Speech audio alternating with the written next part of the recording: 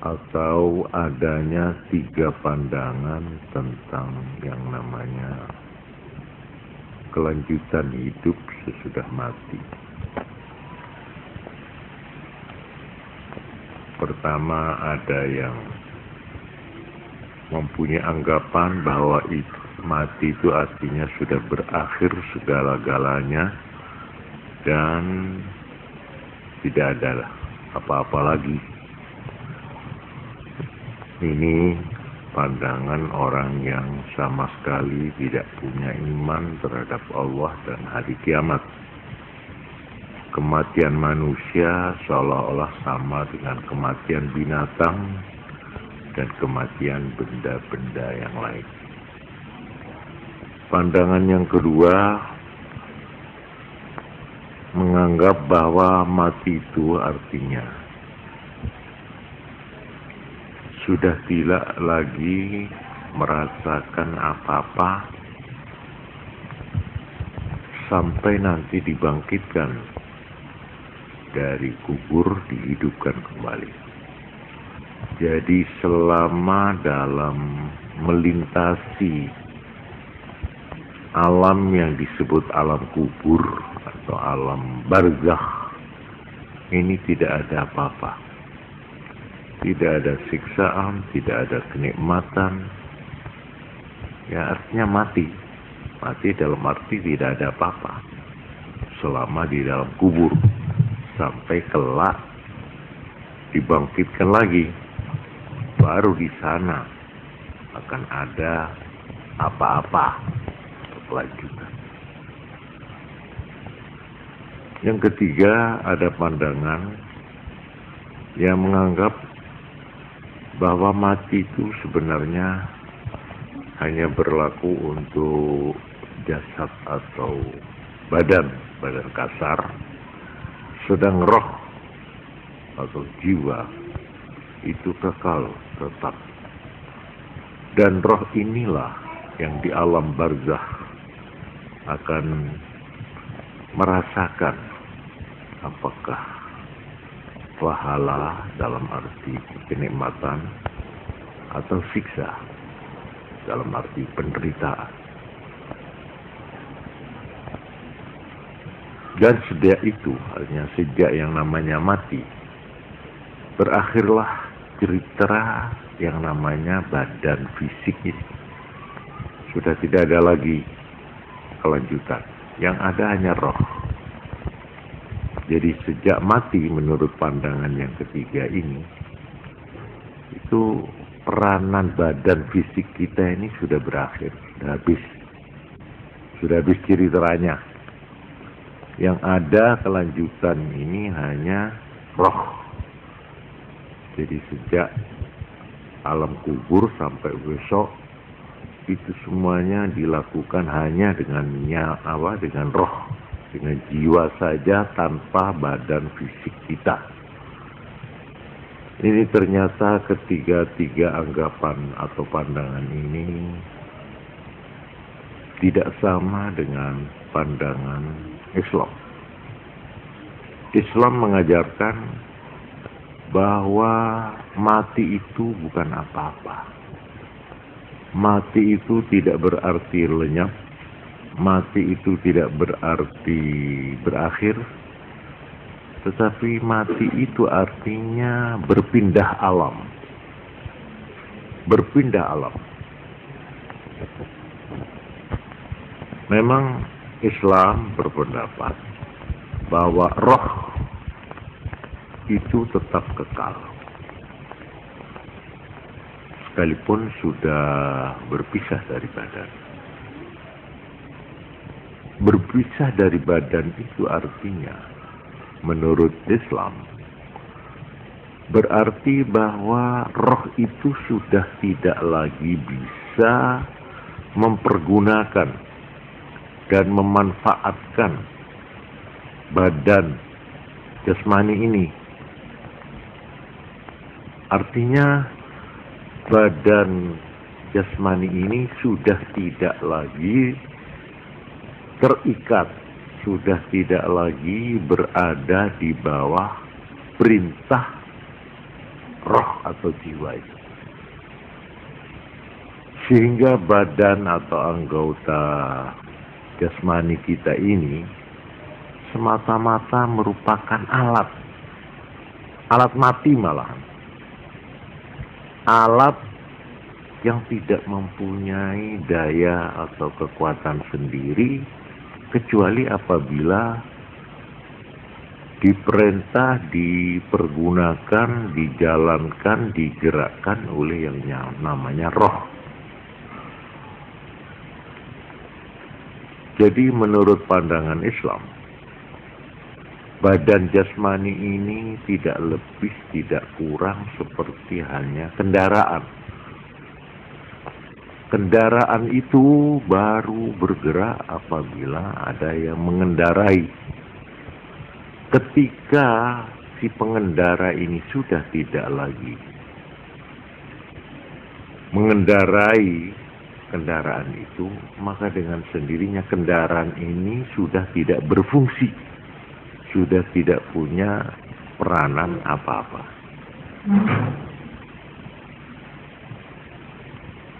Tangan adalah merupakan alat untuk memukul, untuk memegang, dan sebagainya. Telinga alat untuk mendengar. Mata untuk melihat. Yang melihat, yang mendengar, itu sebenarnya roh. Roh. Ya roh kita yang kekal itulah yang merasa, yang menjamah, yang mendengar, yang melihat. Ini artinya anggota sebagai alat untuk roh. Tetapi roh itu sendiri bisa berperan tanpa menggunakan alat-alat ini.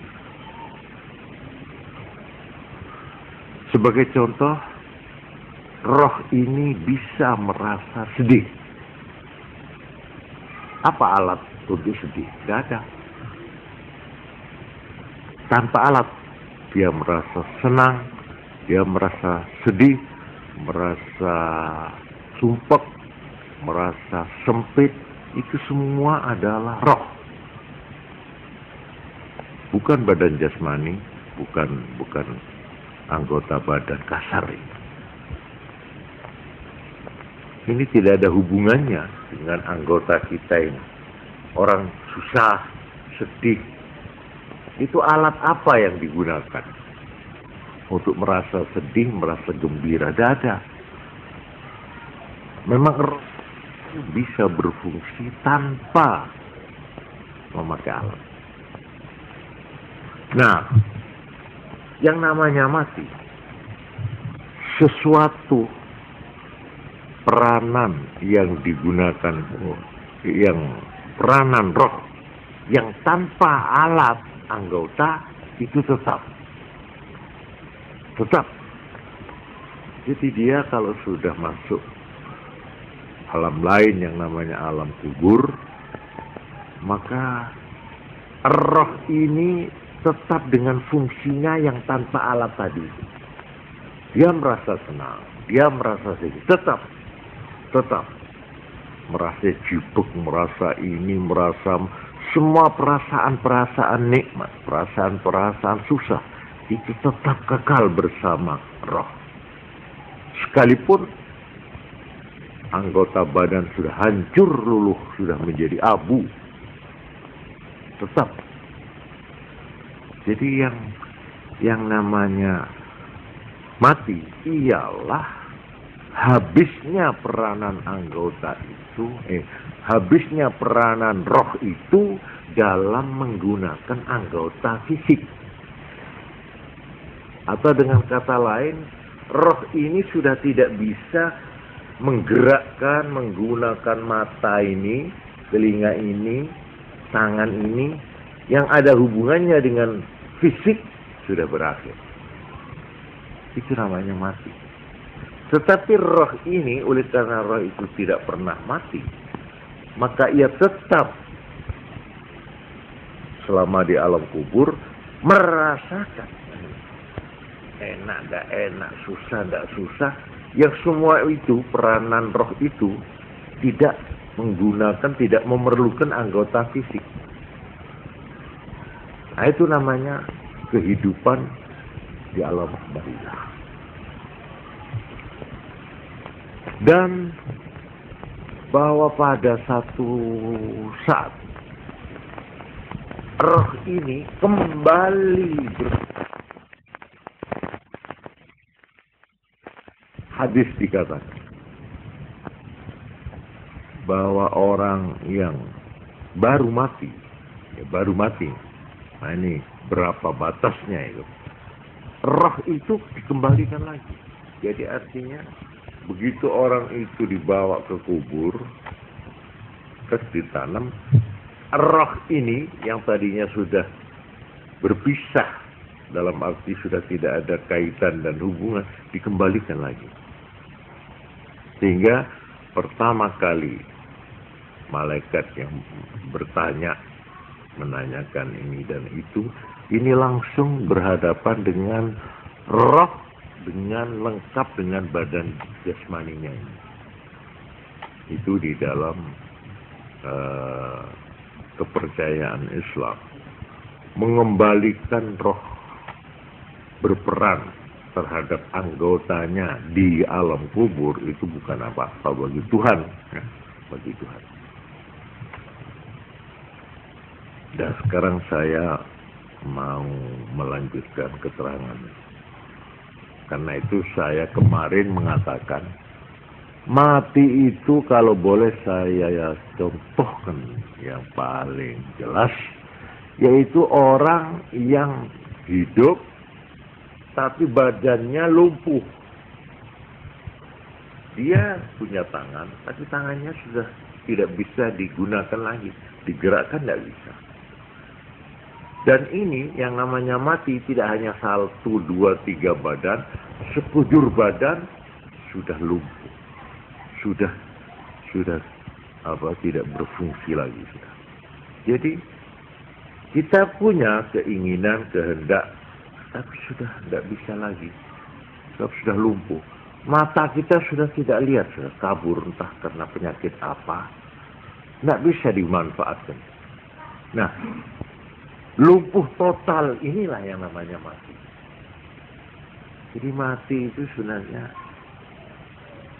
putusnya roh ini dalam menggunakan anggota badan. Ini sudah tidak lagi. Itu namanya mati.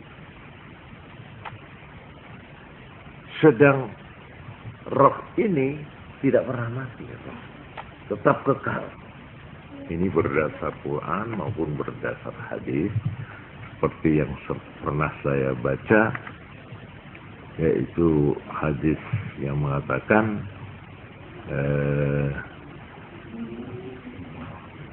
innama khuliqtum lil abad, sebenarnya kamu diciptakan untuk selama-lamanya kekal. Dan ini kita sampai di batas ini kita bisa menguraikan dalam arti hubungan roh dan badan. Jadi badan ini, ya ini saya jelaskan bahwa badan ini bukan tempatnya roh, bukan. Roh itu tidak bertempat di dalam badan, tidak. Roh ini termasuk jauhar, tapi dalam istilah itu ada 3. Benda-benda di alam ini tidak lepas dari 3 jenis. 1 yang namanya jauhar, yang kedua jisim, yang ketiga arab. Jisim yaitu sesuatu benda yang bisa dibagi, disusun, ya, diurai,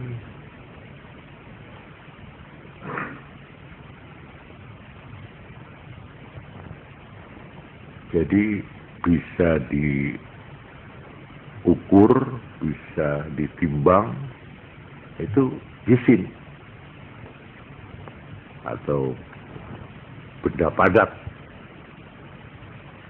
Tapi roh tidak bisa.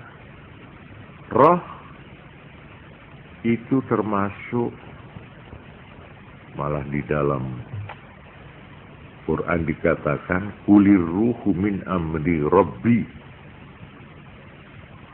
Roh ini tidak bisa rusak, tidak bisa susut, tidak bisa mati, tidak bisa lenyap, dan dia bukan jisim, bukan arad. Dia berdiri sendiri. Dia tidak menempel. Yang menempel itu namanya arad. Putih, hitam, itu menempel. Sesuatu yang menempel itu namanya arad. Sedang yang ditempeli namanya jisim. Nah, jauhar ini sesuatu yang berdiri sendiri. Ini saya kira bukan tempatnya saya di sini menguraikan panjang lebar hal ini. Tapi yang saya maksud bahwa roh itu, di mana letak roh dalam kedudukan jasmani ini? Ini yang jelas tidak di dalam, tidak menempat dia. Dia bebas, sesuatu yang tidak bertempat, itu namanya jauhar. Roh ini termasuk jauharun fardun kamilun hayyun bidzatih. Lain dengan nyawa. Nyawa atau roh kehidupan itu lain lagi. Itu roh ini fungsinya untuk langsung memberikan sebagai memberikan kehidupan pada aliran pada gerakan tubuh ini. Jadi kekuatan seperti lampu, ya, yang menyala. Yang namanya kita sebut hidup ini adalah cahaya lampu itu. Darah itu ibarat minyaknya. Dan seterusnya. Jadi ini lain. Roh kehidupan atau nyawa ini. Ini bukan roh yang saya sebutkan tadi. Sebab kata-kata roh itu, roh jahat, itu lain-lain. Yang dimaksud roh jahat itu sifat yang disebut di dalam Al-Quran ammaratum bisu, atau kalau menurut istilah Indonesia hawa nafsu.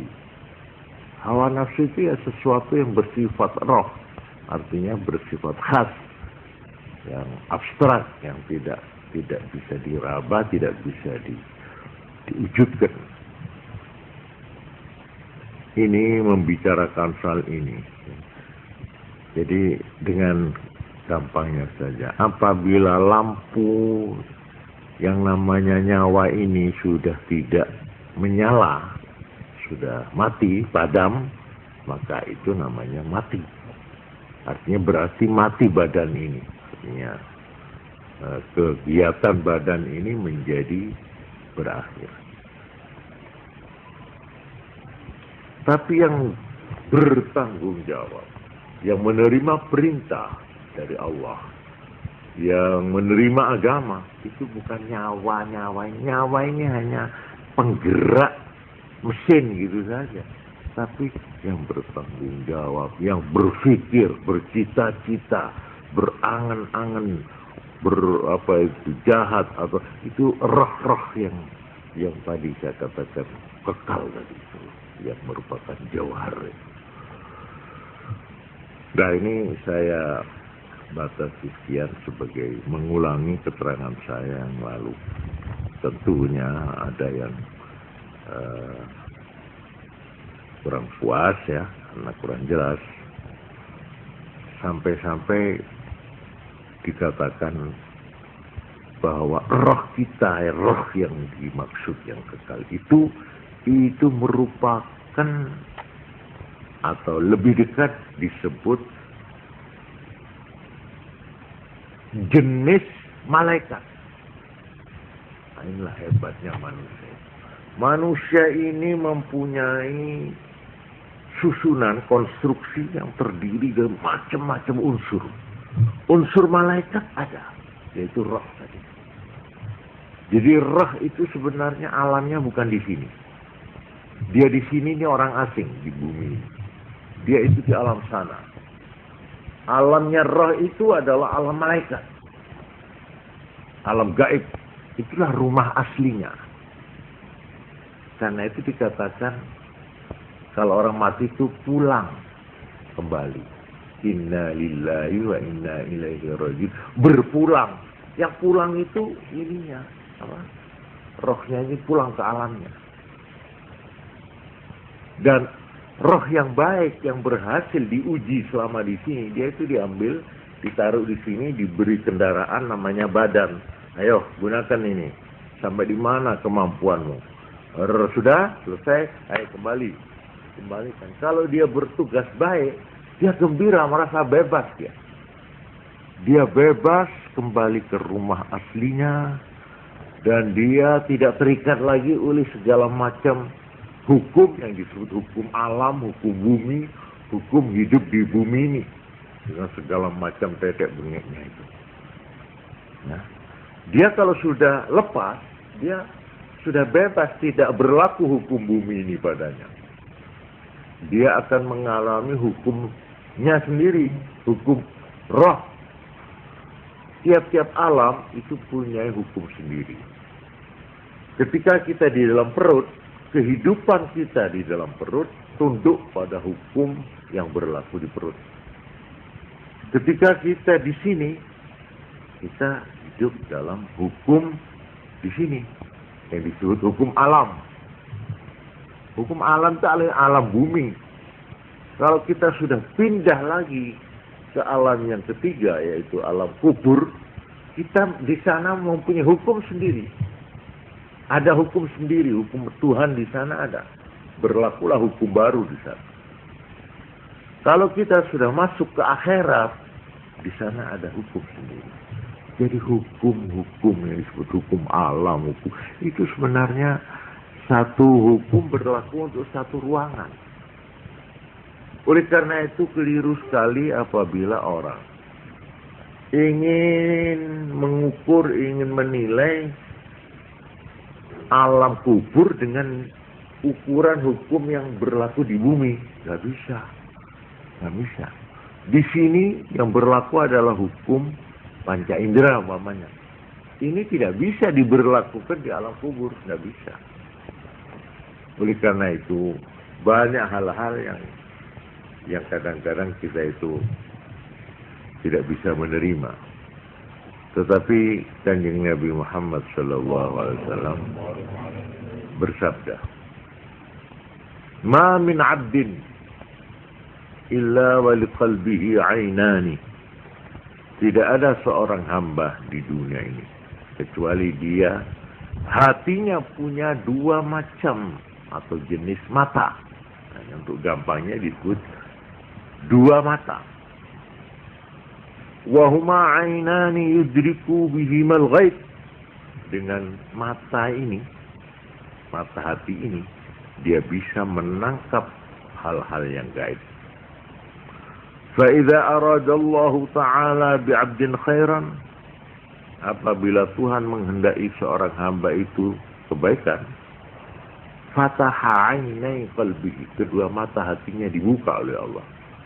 Liyara ma huwa ghaibun 'an basari, supaya dia bisa melihat, menyatakan apa yang tidak nampak oleh mata kepalanya. Nah, jadi mata ini ada dua. Mata yang ditaruh di sini, ini terbatas sekali ini. Terbatas. Tapi ada lagi mata yang ditaruh di hati. Ini yang disinggung Nabi tadi. Dengan mata yang di hati inilah dia bisa melihat hal-hal yang gaib. Antara lain, yang gaib itu yang orang tidak bisa membantah, yaitu mimpi. Itu antara lain alam gaib kecil itu. Dengan apa sampean melihat hal-hal di dalam mimpi? Apa dengan mata ini? Tidak, ini merem. Tidur saya, merem. Tempatnya gelap. Tapi saya ketika mimpi itu bisa melihat motor, melihat si A, melihat si B, melihat Surabaya, melihat. Itu melihat dengan apa itu? Alat apa yang digunakan melihat itu? Ini belum pernah kita pikirkan jauh-jauh. Cuma kita ngalami, ya wis mimpi, tato betul kadang yang aneh itu calon istrinya sudah kelihatan. Iya, pernah dia lihat orang yang akhirnya bareng ketemu, loh, dia tahu tapi juru mimpi. Wedok ini. Lah kok ini ajaib itu. Lah ini saya maaf ini, saya sendiri pernah mengalami ya. Saya ini terus terang sebelum saya melihat rumah Tulungagung yang tempati mertua saya itu, saya pernah hadir di sana, tapi dalam mimpi. Masih Joko saya. Jadi ketika saya masuk ke saya hampir tidak percaya. Dia ini yang saya lihat dalam mimpi entah berapa tahun yang lalu. Nggak tahu. Itu betul. Langgarnya, halamannya, rumahnya, persis. Ini hal-hal mungkin sampean pernah mengalami hal-hal begitu. Lah itu melihat dengan mata apa sampean waktu mimpi itu? Ha? Apa dengan mata ini? Bukan. Itulah yang sabda Nabi tadi. Tiap-tiap hati, tiap-tiap hamba itu punya. Mata ya, untuk gampangnya disebut mata. Jangan tanya sama saya mata itu apa, bagaimana bentuknya, jangan. Itu sudah di luar. Ini Nabi mengatakan di sini ada mata. Di mana hati itu, kalau orang itu dikehendaki baik oleh Tuhan, kedua mata hatinya itu dibuka oleh Tuhan. Sehingga dia melihat hal-hal yang gaib. Seperti ini. Pak Yasirun ini pernah mimpi melihat bagaimana di dalam kuburan itu. Malah dia merasa dikubur. Dia dikubur. Malah ini Kiai Maksum almarhum, dia cerita, aku mimpi jam terang dilebok di kuburan, wong sing ngeterno, aku kakok tukang ngisor. Seolah-olah dia sudah mengalami mati. Terus aku ditekani malaikat, ditakoni, Maksum, persis. Nah, ini termasuk orang lain. Jadi rohnya itu sudah dibuka oleh Allah. Sebab roh itu made of sonder. Dengan atau tanpa alat badan, dia bisa berfungsi. Dia bisa melihat. Dia bisa mendengar tanpa telinga ini. Dia bisa berhubungan dalam jarak yang jauh. Bisa. Itu roh. Nah, ini tetap berfungsi. Sekalipun kita sudah disebut mati, ini tetap berfungsi. Jadi roh-roh itu bisa berhubungan dengan orang yang ada di rumah ini, bisa. Kalau mau dikehendaki, bisa. Loh, mesti kubur, iya. Seperti saya pernah baca sebuah hadis. Kanjeng Nabi Muhammad sallallahu alaihi wasallam itu sesudah perang Badar, sesudah 3 hari, beliau ini pergi ke tempat di mana musuh-musuh Islam itu dikebumikan, ditanam di situ. Terus Kanjeng Nabi itu diikuti oleh Sayyidina Umar.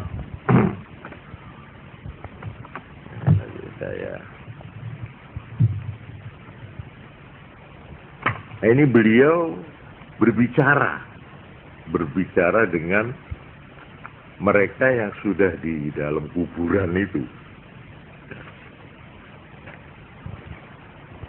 Ini. An Anas ibn Malik radhiyallahu an anna Rasulullah sallallahu alaihi wasallam taraka qatla Badrin salasa. Dari sahabat Anas bin Malik bahwa Nabi meninggalkan orang-orang yang gugur di perang Badar 3 hari. Summa atahum, kemudian datang Nabi ke kuburan. Faqama alaihim, terberdiri di muka kuburan musuhnya ini. Fanadahum, terus beliau memanggil-manggil. Malah ini disebutkan. 1. Faqala ya Aba Jahal ibn Hisham. Abu Jahal musuh besar itu. Itu mati ditanam di situ. Dipanggil oleh Nabi. Abu Jahal bin Hisham. Ya Umayyah ibn Khalaf. Ini nama musuhnya juga ini. Ya Utbah ibn Rabi'ah. 3 orang. Ya Syaibah ibn Rabi'ah. 4. Dan 4 orang ini memang tokoh-tokoh yang berat ini dari musuh-musuh Nabi yang mati di dalam perang Badar. Alaysa qad wajadtum ma wa'ada rabbukum haqqan? Nabi tanya. Saudara-saudara, katanya dia. Ya, apakah janji Tuhan sudah kamu buktikan sekarang?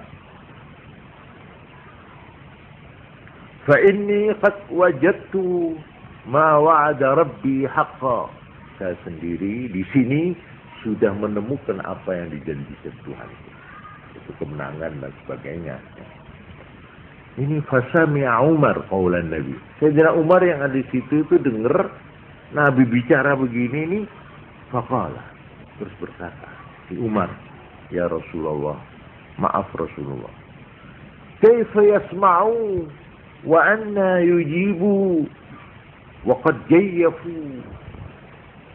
Nabi, bagaimana mereka bisa mendengar? Kok Nabi kok bicara sama mereka itu? Bagaimana mereka bisa mendengar? Wa anna yujibu, bagaimana mereka bisa menjawab pertanyaan sampean itu? Kan tanya Nabi tadi. Wa qad jayyafu, padahal sudah membangkai mereka, sudah jadi bangkai 3 hari, ya. Apa jawab Nabi? Nah ini. Qala wallazi nafsi biyadi, demi Allah yang aku, tanganku, diriku, jiwaku ada di genggamannya, di tangannya, kekuasaannya. Ma antum bi asma'a lima aqulu minhum. Ma antum, tidaklah kamu lebih mendengar lima aqul terhadap apa yang saya ucapkan minhum, daripada mereka. Kamu tadi dengar enggak? Saya tanya, dengar enggak? Pendengaranmu itu masih lebih tajam mereka. Ini Nabi. Kamu mendengar, mungkin kamu jarak sedikit agak ke sana sudah ada dengar suara saya. Tapi mereka yang sudah 3 hari terbaring di sini, mereka lebih mendengar ucapanku daripada kamu. Walakinnahum la yaqdiruna ayyujibu. Cuma mereka tidak bisa jawab pertanyaan saya. Dengar mereka, tapi nggak bisa jawab.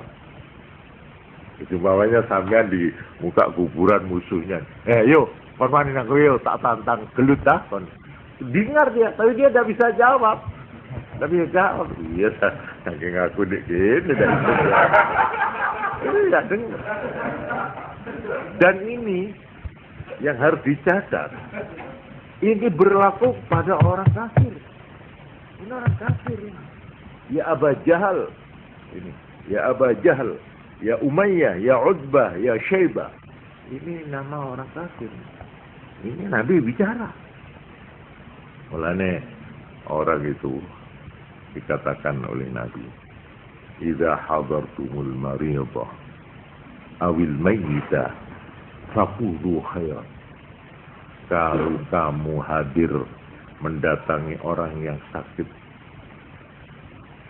awil mayit, atau orang mati, Jadi kalau kita ke kuburan atau ada orang mati, jangan berkata yang jelek-jelek. Faqulu khairan, maka berkatalah yang baik.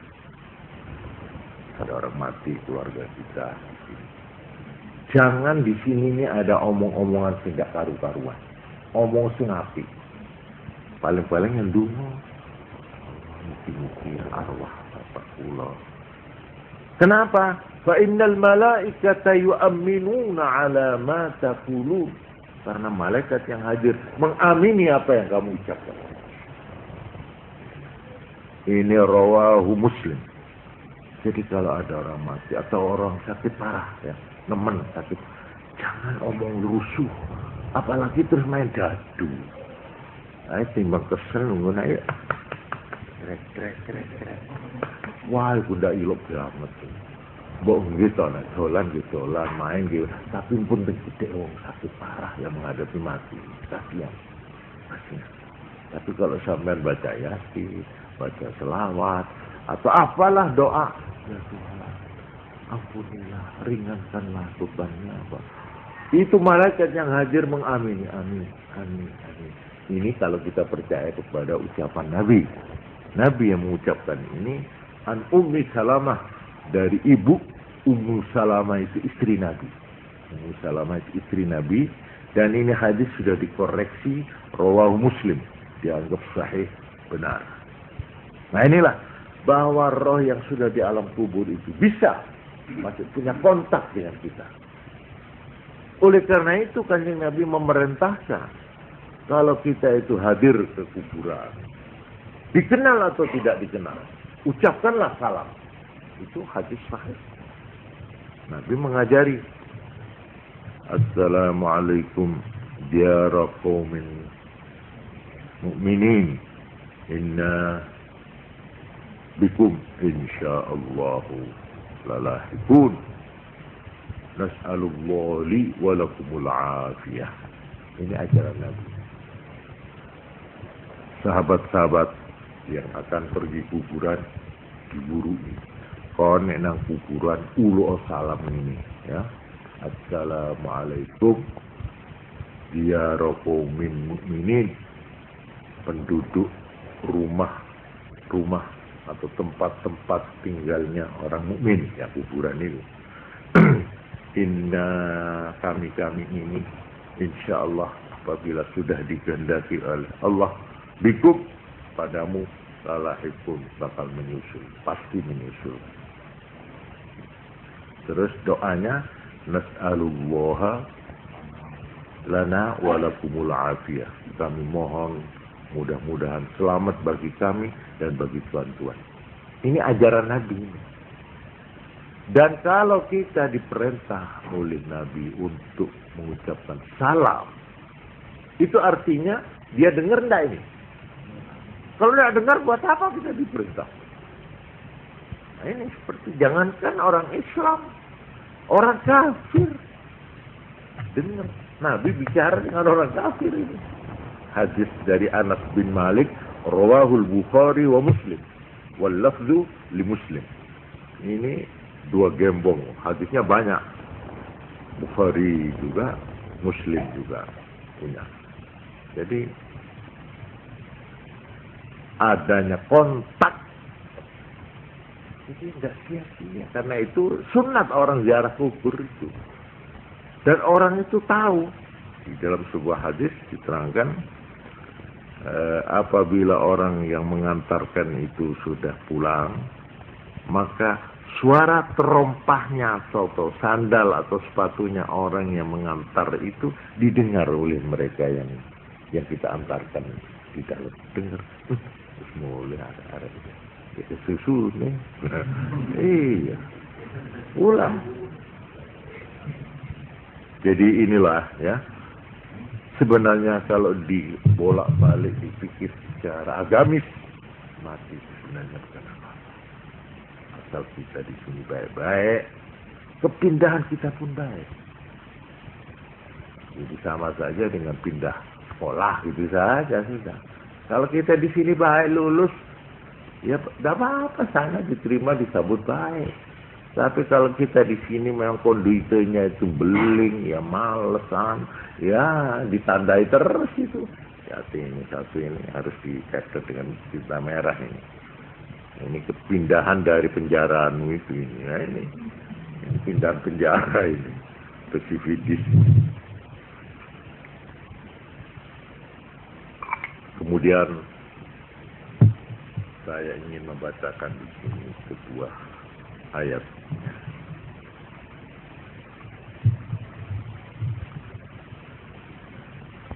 Ya, begini bunyinya. Saya baca seluruhnya, yaitu akhir surat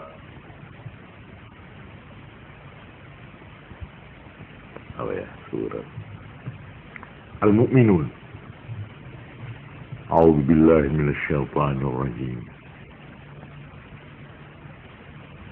Alam takun ayati tutla alaikum fakuntum biha tukadzibun. Bukankah ayat-ayat firman-firmanku telah dibacakan kepadamu, memberikan peringatan, fakuntum biha tukadzibun, maka kamu dulu di dunia mendustakannya. Mereka yang sudah di alam kubur, yang ternyata tidak mau mendengarkan peringatan-peringatan Tuhan. Qalu, mereka menjawab pada waktu itu, Rabbana ghalabat alaina shikwatuna. Sungguh kita telah dialahkan oleh nasib yang celaka. Kami bernasib malang. Wa kunna qauman dhalin. Kami adalah termasuk orang-orang yang selama ini sesat. Rabbana, sekarang ya Allah, akhrijna minha, keluarkanlah kami dari alam kubur ini ya Allah. Kembalikan aku ke Jember. Wa in udna, kalau kami bisa kembali, ya, dan kami tidak taat lagi, fa inna zalimun, memang kami betul-betul orang yang zalim. Tapi kami akan berusaha. Kami sadar sekarang. Kembalikan aku ke alam bumi.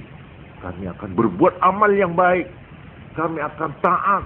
Kami akan mendengarkan semua peringatan-Mu ya Allah. Maka waktu itu Tuhan dengan perantaraan malaikat, qala khsa'u fiha wa la tukallimun. Sudah, kamu kembali, tetap jauhlah kamu di neraka. Wala tukallimun, jangan coba-coba omong lagi kepada saya. Jawaban dari Tuhan.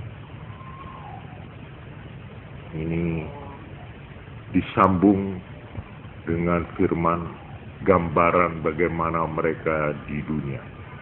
Innahu kana fariqum min ibadi. Ada sekelompok dari hamba-hambaku yang baik.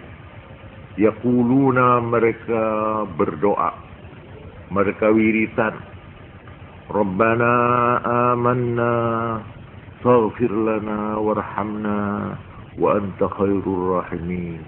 Wahai ya Tuhan kami adalah orang-orang yang beriman, maka ampunilah bagi kami dan kasihanilah, berilah rahmat kami.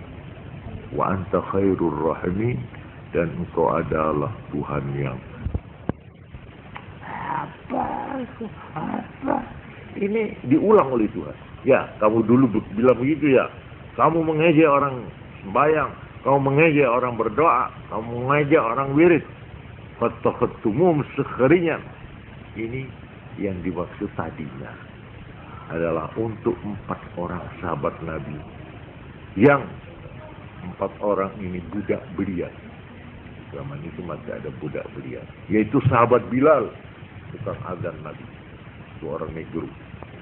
Terus Suhaib yang berasal dari Romawi, budak. Ammar bin Yasir, yang sekarang namanya dipakai oleh Yasir Arafat. Ammar bin Yasir, Dan Salman yang berasal dari Persia, Salman Al-Farisi, yang sekarang dipakai nama Masjid Salman di Bandung, ITB. Ini 4 sahabat ini, satu berwarga negara Romawi, yang satu Persia, ya, yang satu dari Afrika, ya, Abyssinia. Ini kebetulan nasibnya itu di sana itu dijadikan budak, dijual di mana? Di Mekah. Akhirnya mereka ini masuk Islam. Ini yang paling tekun ibadahnya. Terus ini ditirukan oleh Quran. Mereka mengatakan Rabbana amanna faghfir lana warhamna wa anta khairur rahimin. Oleh orang-orang musuh-musuh dia ejek-ejek, diketawai, ya. Hatta ansaukum zikri, sampai mereka itu melupakan kamu terhadap ingat pada saya. Engkau lupa. Mereka itu menyebut namaku, mereka itu berdoa kepadaku. Engkau sendiri akhirnya lupa kepada saya, kepada aku, karena mengejek orang-orang itu. Nah, wa kuntum minhum tadhakun, kamu terhadap mereka berketawa, mengetawai mereka. Nah, sekarang ini jazaituhumul yauma bima sabaru. Aku sekarang membalas mereka yang kamu ejek itu hari ini. Bima sabaru, karena kesabarannya mereka. Biar diejek, dicemoohkan, tetap wiritan, tetap ibadah, tetap berdoa. Innahum humul faizun. Mereka lah orang yang berbahagia. Ini firman. Disambung lagi. Lalu di sana mereka ditanya, orang-orang kafir, orang-orang yang suka mengejek itu. Qala, Tuhan bersabda, berfirman, ya dengan melewat malaikat. Kam labistum fil ardi adad sinin. Kamu orang-orang, berapa lama kamu kira selama kamu di dunia dan di alam kubur, berapa tahun? Berapa hitungannya? Coba hitung. Akhirnya qalu, mereka menjawab, labisna yauman au ba'da yaum. Kami merasa hanya 1 hari atau separuh hari. Merasa sebentar saya di dunia ini. Saya belum kenyang, belum puas. Fas'alil 'addi. Cobalah tanya malaikat yang tukang hitung umurmu itu. Umurmu, amalmu itu yang tahu persis berapa lama kamu di dunia dan berapa lama kamu di alam kubur. Coba. Diakhiri dengan firman, afa hasibtum annama khalaqnakum abatha? Apakah kamu mengira aku menciptakan kamu ini percuma? Sia-sia? Cuma ngebut-ngebut ya alam tak? Iya. Apa rumah kamu guru-guru tak? Kon seneng-seneng tak? Hah? Wa annakum ilaina la turja'un, dan bahwa kamu tidak akan dikembalikan kepadaku, akan aku tanya kamu. Bagaimana tugas yang serahkan padamu di dunia? Apa dikira kamu itu percuma saya bikin? Ini satu adegan ya, adegan demi adegan ini seperti film, diperlihatkan bagaimana dia itu melolong-lolong. Kembalikan aku ya Tuhan, kembalikan aku. Sungguh aku sekarang menyesal. Saya akan menebus kesalahan saya. Tapi setan, apa kamu? Kamu kalau saya kembalikan, toh mesti mengulangi lagi. Ayo, sekarang kamu tetap walak saufiya, wala tukallimu, jangan bicara lagi sama saya kamu. Tetap di neraka sana. Ini gambar mengerikan, ya. Terus akhirnya dialihkan film ini. Potret 4 orang baca. Ya ini diklorofilin. Dia orang yang lewat. Ya. Ini digambarkan dalam film. Bentar. Sudah itu Tuhan mengatakan sekarang balas mereka. Tabah mereka zikir, ibadah, doa. Wah, digambarkan bagaimana film itu menunjukkan bidadari yang cantik-cantik. Umpamanya itu surga apa itu sepintas langsung cek. Mereka lah orang yang berbahagia sekarang yang ke meja kemarin. Nah, kemudian orang-orang itu digambarkan lagi dalam adegan lain, ditanya, ayo, kamu selama di dunia berapa lama kamu? Nah, disinilah saya ingin mengutip sedikit. Manusia ini mempunyai satu perasaan yang kontras, yang tidak terasa, yang aneh. Manusia ini saya sendiri sudah berpikir, saya sekarang sudah lebih setengah abad umur saya. Saya ini kalau menengok ke belakang, ke masa saya masih kemanten anyar, ke masa saya masih bal-balan, ke masa saya masih jumpritan, ya, masih dolana, seolah-olah baru kemarin, baru terasa, oh cepet deh, aku segede, anakku segede-gede, malah wis putu, loh aku isih wingi layangan loh. Ya dek ini gitu layangan. Itu orang kalau sudah melewati masanya, itu seolah-olah sebentar. Tapi sebaliknya, yang akan datang, dilihatnya terlalu jauh sekali, masuk lama sekali. Dia bikin rumah, iki kurang kuat, beton kurang kuat. Pokoknya dia gambarkan, dia mau hidup 1000 tahun. Padahal tinggal 2 tahun. Mau mati. Dia bikin rumah beton. Apa? Dia gambarannya masuk lama saya ini mau mati. Jauh. Nah, ini digambarkan di dalam Al-Quran. Orang yang dikatakan yawaddu ahaduhum law yu'ammaru alfasana. Ada di antara kamu itu yang ingin diberi umur 1000 tahun. Wailul likulli humazatil lumazah. Ya apa?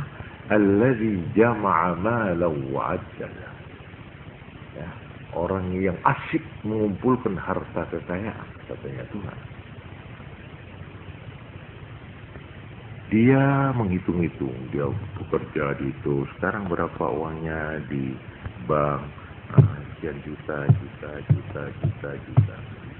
Besok lagi hitung lagi. Kemarin sekian juta, sekarang juta. Pokoknya juta. Dia asiknya ini menghitung, tidak pernah dibelanjakan ini. Tidak pernah. Disimpan terus ini. Ini jamaah wa'adada, mengumpulkan dan menghitung-hitung. Jadi tidak pernah digunakan. Malah dia kalau makan, aduh, bubur. Ya, beli bubur, emak. Nanti talong. Ini hasil kerja saya, susah payah. Bubur. Yang tidak pakai apa-apa sudah. Minumnya air, tidak mau beli eman. Ini jadi payah saya. Utang pating minum di jalan, aku sampai digorok uang ini. Jadi dia eman betul. Ini digambarkan oleh Tuhan. Orang begitu itu, yang selalu mengumpulkan uang, wa'adada dan dihitung-hitung. Yahsabu annama lahu akhlada. Dia mengira bahwa harta kayaknya ini akan membuat dia kekal hidup di dunia ini selama-lamanya. Ya sih, kalau tidak punya perasaan itu nggak mau mengumpulkan jutaan. Kalau dia tahu bahwa saya sudah umur 60. Jadi saya paling-paling ya kurang 5 tahun. Saya dengan uang 1 juta sudah cukup untuk menutup usia saya 5 tahun. Tapi nggak ada pikiran begitu. Dia merasa masih kira-kira 70 tahun lagi gitu loh itu. Karena itu dia perlu jutaan. Rumahnya nggak mau yang gedung biasa, harus beton, yang betonnya itu 5 kali lipat. Yang kira-kira cukup untuk hidup 200 tahun. Dia mengira dia akan hidup 200 tahun gitu loh. Karena itu Kanjeng Nabi Muhammad SAW bersabda, "Asy-syaikhu," orang yang sudah tua, sudah kakek, "syabun," dia merasa muda, "fi hubbi talabid dunya," di dalam cinta senang giat mengumpulkan harta kekayaan. Kalau namanya cari duit, biar orangnya sudah umur 70, dia merasa masih muda. Itu katanya Nabi ini. Wa inil taffat tarkuatahu minal kibar. Sekalipun tulang ini, tulang di bawah leher ini. Nah ini apa?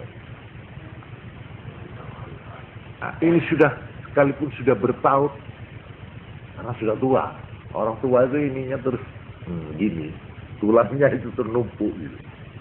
Katanya Nabi, wa inil tafat, sekalipun melengket tarkuatahu, tulang di atas dadanya, minal kibari, karena sudah tua, mereka tetap merasa muda. Illal ladzina taqaw, kecuali orang yang takwa. Wa qalilum mahum, dan sangat sedikit mereka yang takwa. Artinya yang ingat, sadarlah. Hah?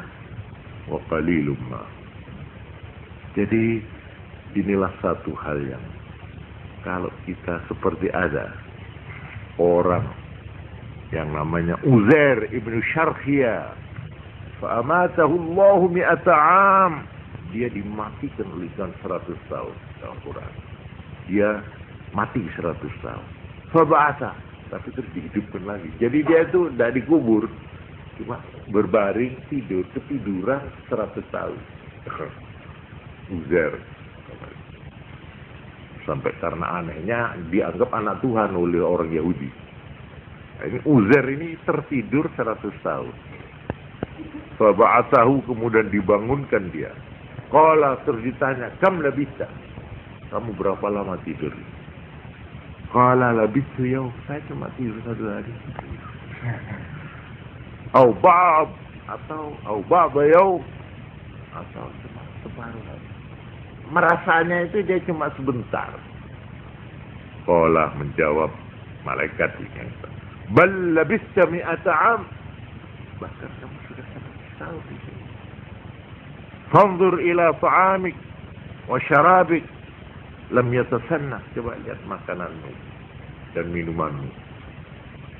Lam yatasanna, tidak berubah, tidak bau. Jadi orang itu kalau sudah melintasi, jadi kita nanti dikubur, kita itu akan geleng-geleng. Oh, lalu cepat, sebentar sekali. Saya di Patrang belum tua. Iya, dia betul. Dia akan merasa menyesal. Kenapa kok sebentar ya saya di dunia ini? Merasa ya, baru 1 hari. Nah inilah perasaan yang perlu kita sadarinya. Coba kalau kita lihat anak-anak kita. Dia kemarin dia baru nyusu pada ibunya. Sekarang sudah berangkat, sudah sunat. Saya ke SMP. Ya Allah, aku cepet anakku. Apalagi anak perempuan, Masya Allah. Masa bahagianya, ya maaf ini saya ngomong terus terang ini ya.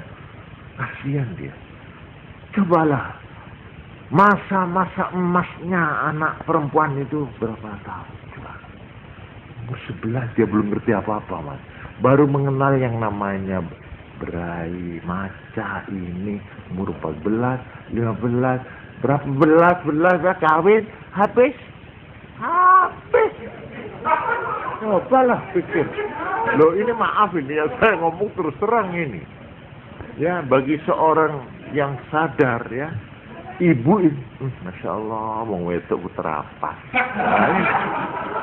Maaf ini bukan saya ngilok-ngilok no ini. Marah terapas. Lalu wingi aku isi gadis, terincing kabeh arek-arek nyurati aku. Lah saiki bapak itu ndak gelem noleh nang aku. Gila. Masa-masa itu begitu cepat, begitu singkat.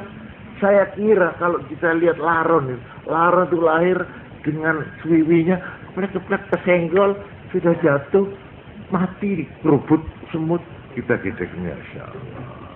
Apa perlunya Tuhan bikin binatang begitu baru terbang, kesenggol, jatuh dia jalan ke Geden Weteng, iya. Dia jalan ada ini semut. Oh ini kira umpan, terus keroyok, mati. Apa ini namanya kehidupan? Iya, kamu melihat laron begitu, malaikat melihat kamu juga begitu. Betul. Kasihan orang. Ya siapa sih? Lahir, brengosan. Iya, nyambut gawe ngene jorok tutup gede. Mari ngene dilorot, dipecat, beres, mati. Coba. Terus dari malaikat diangkat kita itu di genting ini. Ahmad, apa kan itu perlunya kok gersemi ini? Mari si anak dipecat, merasa mati. Apa kan gawemu ya apa? Sampai di genting ini. Iya.